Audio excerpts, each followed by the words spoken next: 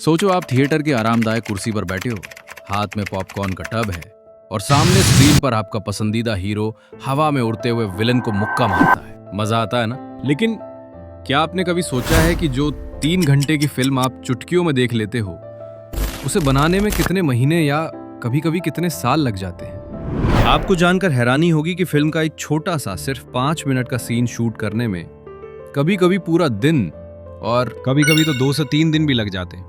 है ना अजीब बात? तो आखिर ये जादू होता कैसे है? एक छोटे से आइडिया से लेकर थिएटर की बड़ी स्क्रीन तक का ये सफर कितना खतरनाक और मजेदार होता है। आज हम इस वीडियो में कैमरे के पीछे छिपे सारे राज खोलने वाले हैं। तो चलिए इस फिल्मी सफर पर निकलते हैं। सबसे पहले आता है आइडिया।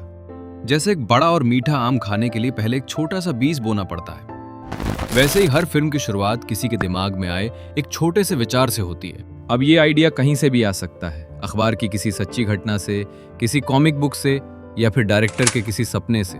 जब ये आइडिया आ जाता है तो एंट्री होती है राइटर यानी लेखक की। राइटर का काम सिर्फ डायलॉग लिखना नहीं होता, वो एक मोटी सी किताब तैयार करता है जिसे कहते हैं स्क्रिप्ट। इस स्क्रिप्ट में सब कुछ लिखा होता है, जैसे सीन दिन का है या रात का, हीरो हंस रहा है या रो रहा है, बैकग्राउंड में कुत्ता भौंक रहा है या गाड़ी का हॉर्न बज रहा है, यहाँ तक कि कैमरा किस तरफ घूमेगा ये भी स्क्रिप्ट में लिखा होता है।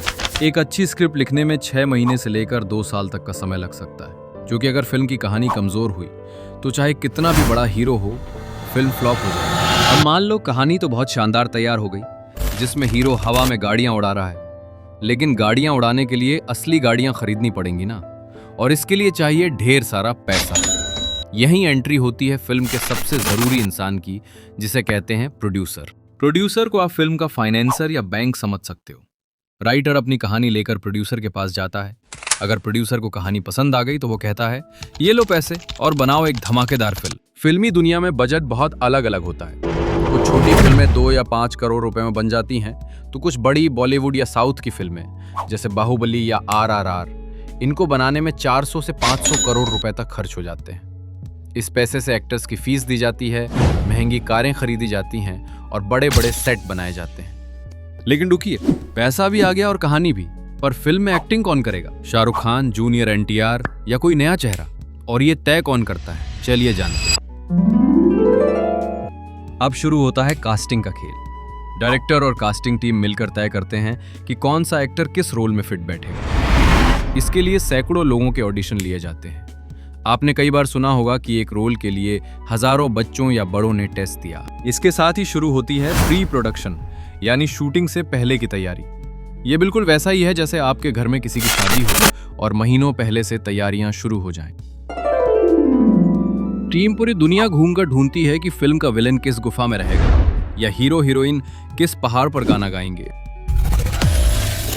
एक्टर्स क्या कपड़े पहनेंगे, उनके बाल कैसे होंगे, सब कुछ पहले से डिजाइन होता है।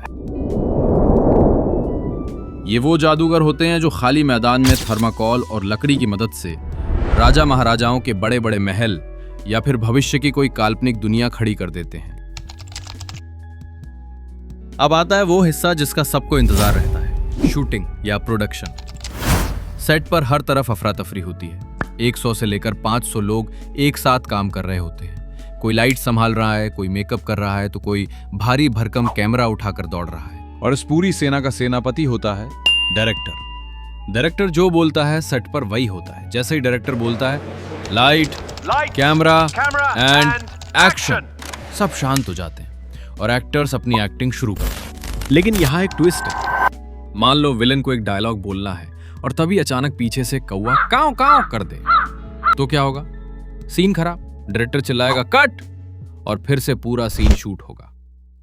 कभी कभी एक परफेक्ट 20 सेकंड के शॉट के लिए एक्टर्स को 20 से 30 बार रीटेक करना पड़ता है। सुबह से शाम हो जाती है पर सिर्फ एक सीन पूरा हो पाता है। सोचो कितनी मेहनत का काम है। लेकिन असली जादू तो तब होता है जब शूटिंग खत्म हो जाती है, क्योंकि शूटिंग के वक्त जो गाड़ियां हवा में उड़ती दिखती हैं, उनके नीचे तो क्रेन बंधी होती है। तो क्रेन स्क्रीन से गायब कैसे होती है? चलिए एडिटिंग रूम के अंदर चलते हैं। शूटिंग के बाद जो हजारों छोटे छोटे वीडियो क्लिप्स मिलते हैं, उन्हें लेकर जाया जाता है एडिटर के पास।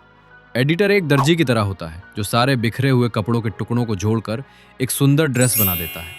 वो खराब सीन्स को काट देता है और अच्छे सीन्स को लाइन से लगाता है। इसके बाद आता है बच्चों का सबसे पसंदीदा हिस्सा, VFX और CGI। आपने फिल्मों में जो बड़े बड़े ड्रैगन देखे हैं या हीरो को बुर्ज खलीफा से कूदते देखा है, वो सब असली नहीं होता। एक्टर्स सिर्फ एक सूने कमरे में हरी स्क्रीन के सामने एक्टिंग करते हैं। बाद में कंप्यूटर इंजीनियर्स उस हरी स्क्रीन को हटाकर वहां पर उड़ते हुए पहाड़, डायनासोर या बहता हुआ लावा डाल देते हैं। इसी दौरान फिल्म में बैकग्राउंड म्यूजिक भी डाला जाता है। सोचो भूत की फिल्म हो और पीछे भूतिया म्यूजिक ना बजे, तो क्या आपको डर लगेगा? बिल्कुल नहीं। म्यूजिक ही फिल्म में जान फूंकता है। अब फिल्म पूरी तरह बनकर तैयार है, लेकिन इसे सीधे आपके पास नहीं भेजा जा सकता। पहले इसे भारत सरकार की एक संस्था के पास भेजा जाता है, जिसे कहते हैं CBFC, sensor board. Sensor board के लोग फिल्म को पूरी तरह देखते हैं और तय करते हैं कि यह फिल्म किसके देखने लायक है। वो फिल्म को सर्टिफिकेट देते हैं, U सर्टिफिकेट, यानी इसे छोटा बच्चा, दादा दादी सब साथ बैठकर देख सकते हैं।